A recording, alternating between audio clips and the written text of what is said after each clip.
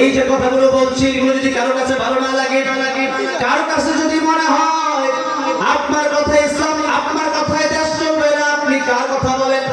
আমিও বলি আমার কথায় দেশ চালানোর প্রয়োজন নাই। তোরা হলি খুনির দালাল, তোরা হলি স্বৈরাচারের দালাল, তোরা হলি এই দেশে নাস্তিকদের দালাল। আমরা হলাম আল্লাহ দালাল। আমরা কার দালাল?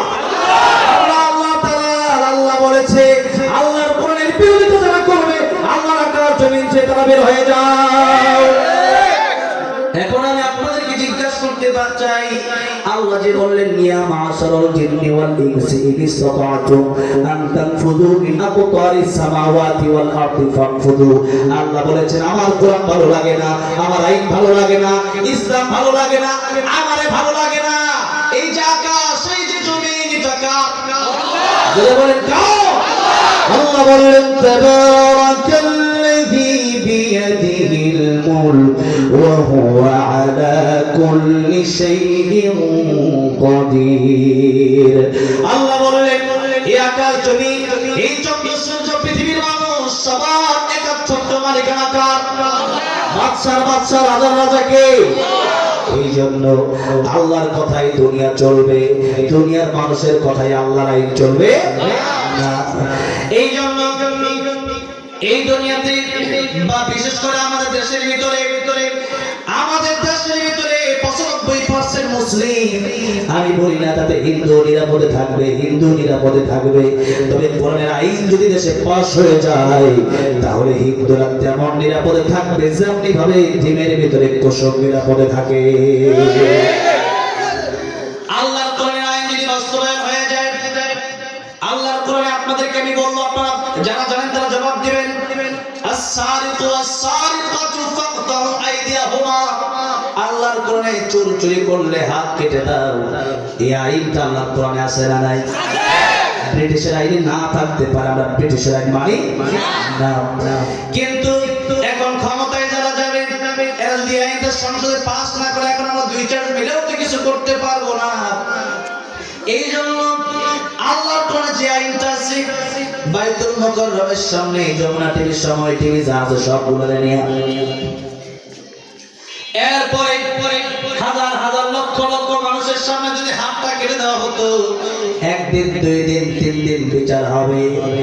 আমি আল্লাহর নামে কসম করে বলতে পারি আল্লাহর কোরআন আইন যদি বাস্তবায়ন হয়ে যায় এই দেশের চুরি ডাকাতি গুলো আস্তে আস্তে বন্ধ হয়ে যাবে। কিন্তু এই দেশের ভিতরে এই যে স্বৈরাচার গেছে এরপরও খুন আছে না নাই? ছোট্ট মুন্তা খুন হয়ে গেছে। এরপরে একটা মেয়েকে খুন করলো কয়েকদিন আগে, মর্নিং আবার একটা মেয়েকে খুন করলো। এই খুন প্রতিদিন আমাদের দেশে হচ্ছে কি হচ্ছে? খুন হচ্ছে। এই বিচারগুলো খুনের পরে এই নিয়ম হচ্ছে তাকেও খুন করতে হবে, তাকেও ফাঁসি দিয়ে দিতে হবে। আমাদের দেশের ভিতরে খুন খারাপি যারা করছে বিচার দেবো কার কাছে? আমি ভুল করলে আমার যদি বাঁধেন রশি দিয়ে, আর রশি ভুল করলে রশিতে বাঁধবেন কি দিয়ে? এই দেশে যারা বিচার করে এরাই তো সবচেয়ে বড় চোর, এরাই সবচেয়ে বড় ডাকাত, এরা জনগণের টাকা মেরে খায়। এখন তো মোটামুটি কমছে, আগামীতেও যেন না আসে। আল্লাহ কবুল করেন বলে না। এখন এতদিন জনগণের টাকা মেরে খাইছে, ওই এক এমপি আছে 70-80 টাকা তাহাজ্জুদ পড়ে। আমরা 10 টাকা পড়তে পারি না, ওরা 70-80 টাকা পড়ে।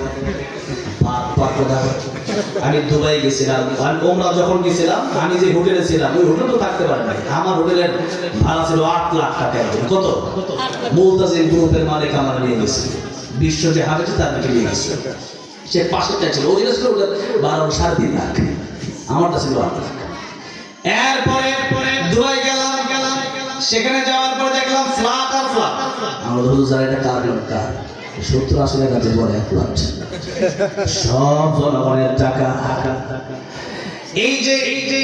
এই দেশের প্রায় এমপি মন্ত্রীরা এগুলো কোরআন পড়তে পারে না। কোরআন যে ব্যক্তি পড়তে পারবে নেতা হতে পারে না। আল্লাহ বলছেন ইমাম, মসজিদে ইমাম হইল আসল নেতা। এখন ইমাম শব্দের অর্থ আপনারা জানেন না? কাবা শরীফের আব্দুর রহমান আস-সুদাইসি সব বিশ্বের বড় বড় প্রায় তাদের পিছনে আমার নামাজ পড়ার সুযোগ আল্লাহ করে দিয়েছেন। আব্দুর রহমান আস-সুদাইসি সাহেবের দাম কত? একটা প্রধানমন্ত্রীর দাম তার চেয়ে বেশি আব্দুর রহমান সুদাইসের দাম। এক একজন ইমামের দাম কত? এক একজন ইমাম যে বিচার করবেন, যে ফয়সালা দিন ওঠে, দেশের ফয়সালা হয়ে যাবে। আর আমাদের দেশের ইমাম সাহেব ব্যাপারে মানুষ মনে করে ইমাম সাহেব কি দাওয়াত খাবো 200 টাকা দিয়ে হলো যাবে। ইমাম মানে নেতা, ইমাম মানে বিচারপতি, ইমাম মানে কি নেতা।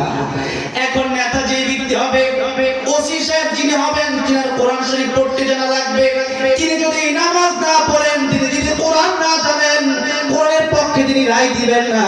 তিনি তো সুদ খেতেই পারেন, ঘুষ খেতেই পারেন। এই যে যিনি ওসি সাহেব, তিনি যদি কোরআন পারেন, যখন নামাজের সময় হয়ে যাবে, ওসি সাহেব যদি বাকি কনস্টেবল বা যারা আছে এসআই সবাইকে নিয়ে যদি নামাজ শুরু করে দেয়, বলেন শান্তি আল্লাহর পক্ষ থেকে আসবে কি আসবে না?